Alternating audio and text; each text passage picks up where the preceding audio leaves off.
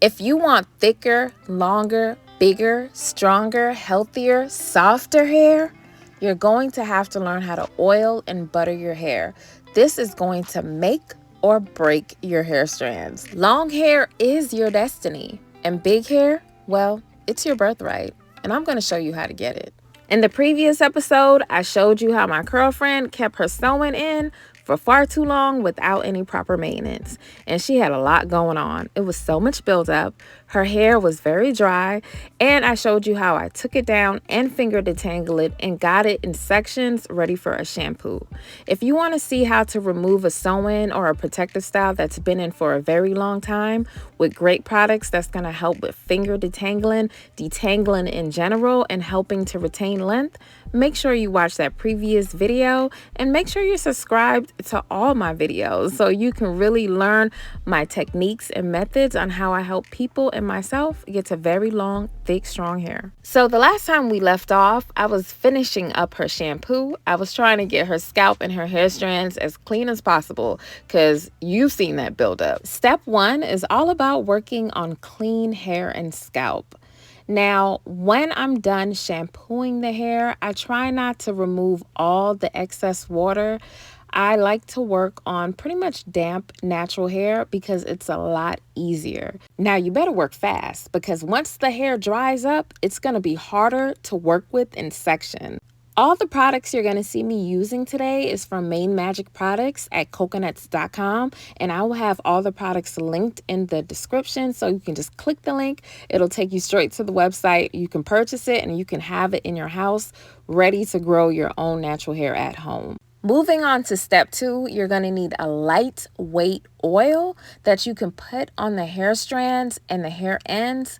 That way you'll have more slip and you'll be able to finger detangle with the comb, and it can double as a heat protectant so you can use your blow dryer. I learned over time that you definitely want to use a very light oil on wet hair before detangling, because if you use heavy oils and butters before you finger detangled or detangled in general, it's going to be a lot harder. Just a tiny bit, and just use it on the ends, use it on the hair shaft, and make sure the hair is still very damp.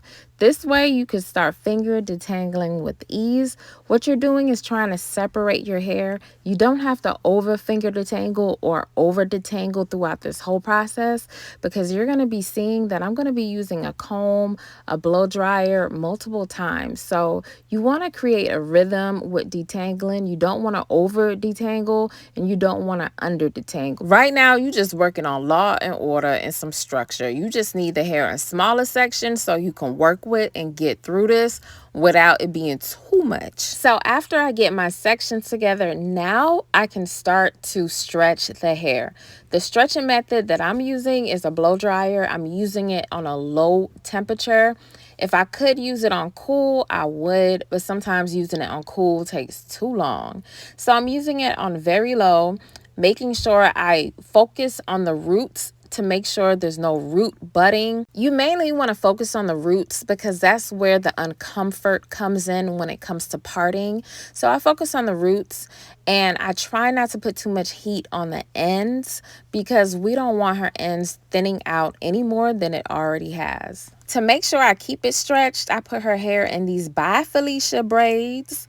That way it can stay stretched and it can stay in its section. So I can take a little break because I can't be going straight doing this whole process. If y'all seen the video before and you seen this video now, just know that this is television and this actually took a couple hours. So I need a little breaky break.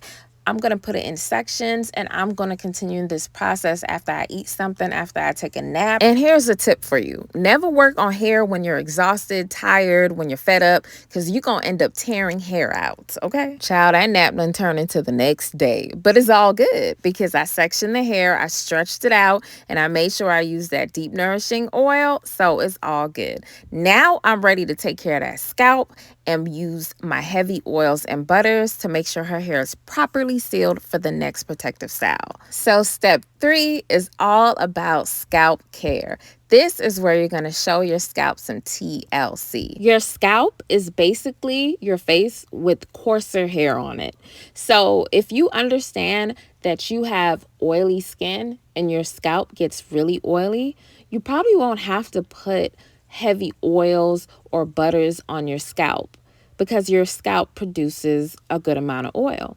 But if you know you have dry scalp and dry skin, you want to make sure that you put oil on your scalp or a thicker butter if your scalp can handle it. If not, just put it close to your roots without putting any product on your scalp, and your scalp will do all the magic for you without having to add any type of products to it. She plans to do some type of trim this year or maybe a cut this year, depending on what she feels like. So she's focusing on growth right now. So right now I'm using the Main Magic Drops. These are very powerful and potent. Let me tell you, you're going to start seeing new growth very fast. So if you're a type of person where you are about to put in a hairstyle that you don't need a lot of new growth coming in too fast, be careful because these drops are going to make your hair grow very, very fast. Once you take care of the scalp, now it's time to take care of the mid shaft. This is the majority of your hair strands. You want to make sure you pick an oil that your hair likes and put it all over your mid shaft. Basically, not directly on the scalp, but about 2 inches from your scalp and cover the entire length of your hair. I like to use heavy oils on coarser hair, and I also like to use heavy oils on people with thick hair or people who want thick hair. Right now, I'm using the Magic Growth Oil because that thing is thick and it's going to help keep her hair thick and get her hair even thicker. Now it's time to take care of those ends. Now the ends is where length begins. It can make or break how your hair appears long or not. Now, if your ends are going through it, they're dry, they're splitting, they're breaking, most times your first thought is to cut it off. And most times, most stylists would cut it off. But if you think like I do, I feel like the body repairs itself. If I got a cut on my leg, I'm going to wait for my body to heal it and scab it over. I'm not just going to go and chop my leg off. So I feel the same thing about your hair strands. Yes, split ends, dry ends, it can supposedly travel and get worse. But I feel like if you nip it in the butt and if you give your hair water and if you give it natural oils and butters like I do, I feel like your hair can start to repair itself and fix itself and nourish itself. That way, when it's time for a haircut, instead of cutting 5 inches off, it'll be better to cut off 3.5 instead, and I'll take that. So I focus on repairing hair ends, repairing hair, using these magic, potent, powerful oils and butters on the hair, and just give the hair time and try not to use heat in the meantime. Try not to use styles that is going to break your hair, and don't do like her and not maintain or shampoo your hair. I mean, give your hair some time to repair itself and fix itself. I mean, don't you believe in miracles and magic anymore?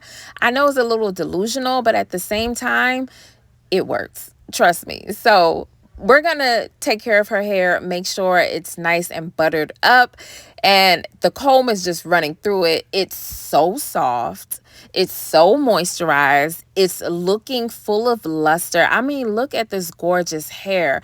I know some people will be like, oh, go ahead and give her a trim before you style it, but she's not ready for a trim right now. I'm going to show her pictures and I'm going to ask her how much she wants me to cut later on this year. Until then, we're just going to repair any damage that she has done and work with it and continue to protect her style and use oils and butters and just do better than we did before. So if the neck ain't greased up, you ain't doing a good enough job. Like you got to go back in and make sure that the hair is oiled up, because oil need to be all over her face, her neck, everything. So now you understand how to oil and butter natural hair. So now your hair can start flourishing. Make sure you make the switch to natural oils and butters because you're going to get the most out of it. Amino acids, vitamins, minerals. Why not switch to natural products? I want to hear how you and your stylist prep your hair before your protective styles in the comments. Go ahead and share with us fellow curl friends so we can learn any inside secrets. If you want to see the rest of the 6-month sew-in install, go ahead, hit that subscribe button, like this video, and I'll see you in the next episode and I'll show you exactly how to get it done.